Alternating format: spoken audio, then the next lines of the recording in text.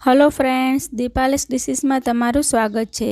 આજે આપણે ગુવારનું એવું શાક બનાવીશું જે તમે ઘરે મહેમાન આવે ત્યારે બનાવો તો બધા જ વખાણ કરતા રહી જશે। તો એના માટે મેં અહીં 250 ગ્રામ જેટલો દેશી ગુવાર લીધો છે। આ ગુવાર ઘરનો છે। દેશી ગુવાર હોય એમાં અંદર થોડા બિયા રહેલા હોય છે, પણ એનું શાક બનાવીએ તો એ ખૂબ જ સરસ ટેસ્ટી અને મીઠું બને છે। તો આ ગુવારને પહેલાં મેં પાણીથી ધોઈ અને કાપડથી લૂછી લીધો છે। તો હવે આપણે એને સમારી લઈશું। અહીં હું આટલા ગુવારમાંથી 3 વ્યક્તિને સર્વ થાય એટલું શાક બનાવી રહી છું।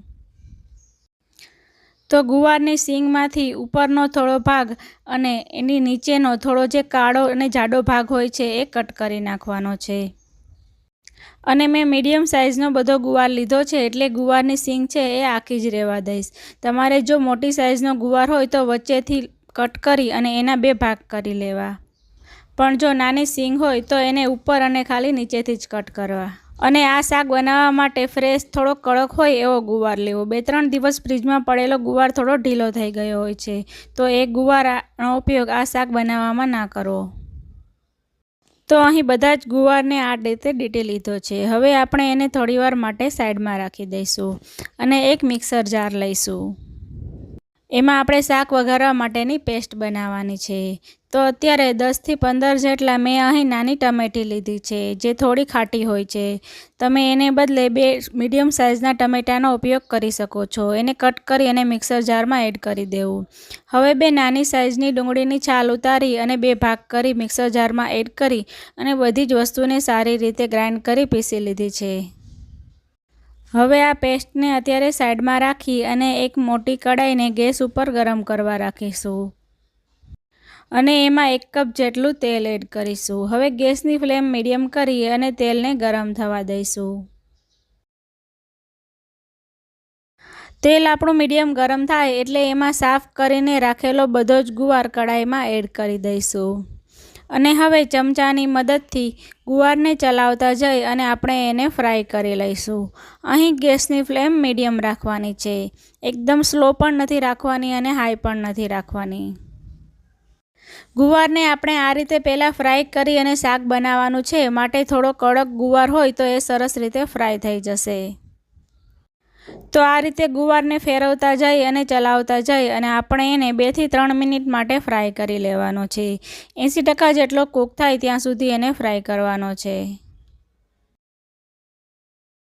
ફ્રેન્ડ્સ, તમને કાઠિયાવાડી રીતથી શાકની રેસીપીના વિડીયો જોવા હોય તો મારી ચેનલમાં અપલોડ કરેલા છે અને સાથે સ્ક્રીન પર દેખાતા બંને રેસીપીના વિડીયોની લિંક હું આ વિડીયોના એન્ડમાં રાખી દઈશ।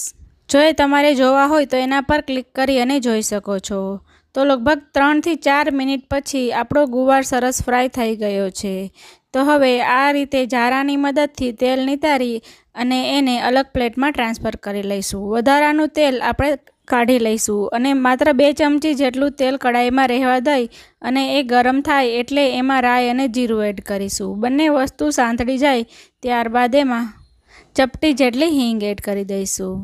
આ શાક બનાવવામાં કોઈ પણ ખડા મસાલાનો ઉપયોગ નહીં કરીએ તો પણ આ શાક સરસ ટેસ્ટી જ બનશે। હવે મીઠા લીમડાના પાન એડ કરી દઈશું અને આપણે જે ટમેટાં અને ડુંગળીની મિક્સર જારમાં ગ્રેવી બનાવીને રાખી હતી એ કડાઈમાં એડ કરી દઈશું અને હવે એ ગ્રેવીને વઘાર સાથે સારી રીતે મિક્સ કરી દઈશું।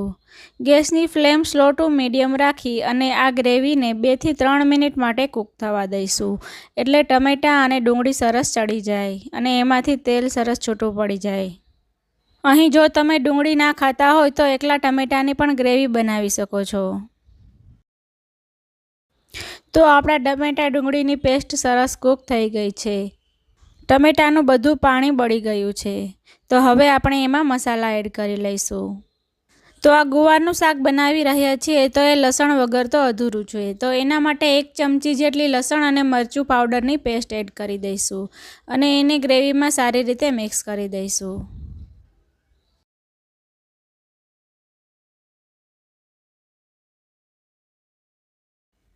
લસણની પેસ્ટ સારી રીતે સંતળાઈ જાય ત્યારબાદ એમાં અડધી ચમચી જેટલો હળદર પાવડર એડ કરીશું, સાથે અડધી ચમચી જેટલો લાલ મરચું પાવડર એડ કરીશું। શાકનો કલર સરસ આવે એના માટે અડધી ચમચી જેટલો કશ્મીરી લાલ મરચું પાવડર એડ કરીશું અને શાકનું ટેક્સચર સરસ આવે એના માટે 1 ચમચી જેટલો ધાણા જીરું પાવડર એડ કરીશું. ચપટી જેટલો આપણે ગરમ મસાલો એડ કરીશું. હવે બધી જ વસ્તુને સારી રીતે મિક્સ કરી દઈશું અને હવે આ મસાલાને થોડી સેકન્ડ માટે સાંતળી લઈશું.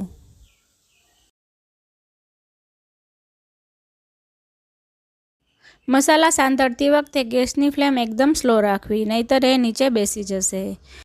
હવે આપણે જે મિક્સર જારમાં ગ્રેવી બનાવી હતી એમાં થોડું પાણી એડ કરી અને અડધા ગ્લાસ જેટલું પાણીને કડાઈમાં એડ કરી દઈશું. આપણે અહીં શાકની થોડી ગ્રેવી બનાવવાની છે. તમે એકવાર ગુવારનું આ શાક આ રીતે બનાવીને ખાશો તો તમે ગુવારનું ભરેલું શાક પણ ભૂલી જશો. અને હવે આ ગ્રેવીમાં પણ એક બોઇલ આવે ત્યાં સુધી એને કૂક થવા દઈશું.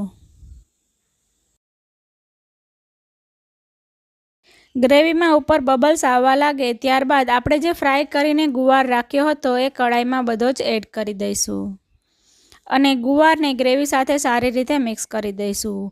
ગુવાર આપણો 80% જેટલો કૂક થયેલો જ છે, પણ આ રીતે મસાલા સાથે એડ કરી અને કૂક કરવાથી મસાલાનો બધો ટેસ્ટ સરસ ગુવારમાં આવી જશે. તો ઢાંકીને કે એમનેમ તમારે 1 થી 2 મિનિટ માટે ગુવારને ગ્રેવી સાથે કૂક કરી લેવાનું છે. આપણે આમાં નમક એડ નથી કર્યું તો અત્યારે લાસ્ટમાં બધું જ નમક એડ કરીશું. અને સાથે મેં ખાટી ટમેટીનો ઉપયોગ કર્યો છે માટે 1 ચમચી જેટલો સાકર અથવા તો ખાંડ એડ કરીશું અને એને સારી રીતે મિક્સ કરી દઈશું. હવે ગેસની ફ્લેમ એકદમ સ્લો કરી દઈશું અને મેં અહીં 2 મોટી ચમચી જેટલો ચણાનો લોટ લીધો છે. તો એને હવે સ્ટ્રેનરની મદદથી આ રીતે ચાળી અને એને શાકમાં એડ કરી દઈશું. આ રીતે ચાળીને લોટ શાકમાં એડ કરવાથી એમાં શાકમાં કોઈ ગાંઠા ચણાના લોટના નથી વળતા અને આ રીતે ચણાનો લોટ એડ કરવાથી એની ગ્રેવી થોડી ઘટ થઈ જશે અને એનો ટેસ્ટ ભરેલા શાકના ટેસ્ટ કરતાં પણ 100 ગણો વધી જશે. તો હવે 1 થી 2 મિનિટ માટે જ એને કૂક કરી લઈશું અને જો જરૂર લાગે તો વધુ 1/4 કપ જેટલું પાણી એડ કરી અને કૂક કરી લેવું, જેથી નીચે બેસે નહીં. હવે લીલી સમારેલી કોથમીર એડ કરી અને ગરમ ગરમ શાકને સર્વ કરવું. તો ફ્રેન્ડ્સ, તમને મારા આ નવી રીતે ગુવારના શાકની રેસીપીનો વિડીયો ગમ્યો હોય તો મારી ચેનલને સબસ્ક્રાઈબ કરો અને આ વિડીયોને તમારા ફ્રેન્ડ સર્કલમાં શેર કરવાનું ના ભૂલશો. મળીએ એક આવી જ નવી હેલ્ધી રેસીપી સાથે. ત્યાં સુધી ઇટ હેલ્ધી, કુક હેલ્ધી.